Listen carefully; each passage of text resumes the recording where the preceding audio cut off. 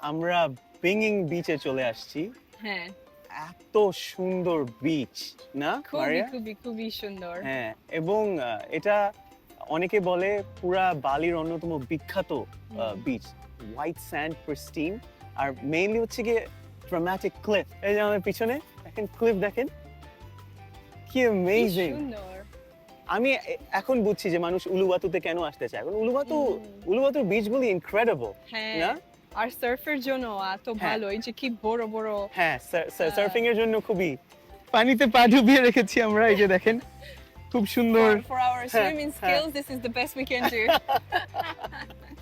এই যে এই দেখেন উপরে কত বিশাল ড্রপ।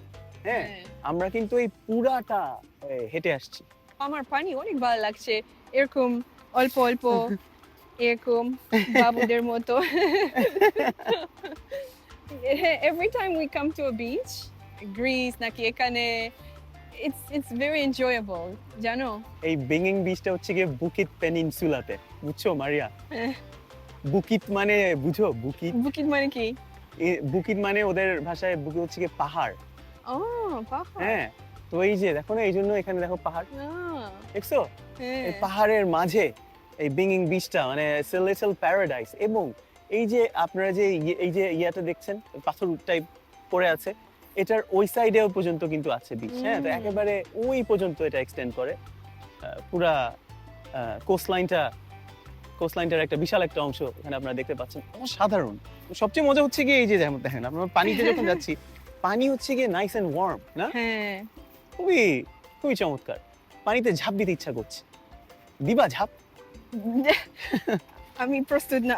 ঝাঁপ মানে ডাইভ, মানে দেখো ওয়েভ গুলি, দেখো ওয়েভ। Wow, কি বড় wave। এই বিচের সাথে কিন্তু ছোট ছোট ক্যাফে আর রেস্টুরেন্টও আছে। আরেকটা ভালো দিক হলো এখানে শাওয়ার, সানবেড, এমনকি থাকার জায়গাও আছে। মানে আপনি চাইলে সারাদিন কাটিয়ে দিতে পারবেন কোনো রকম ঝামেলা ছাড়া। একই সাথে পেয়ে গেলেন সার্ফিং, সানসেট আর খাবার। উলুয়াতুতে আসলে এই বিংইং বিচটা ডেফিনেটলি মিস করবেন না।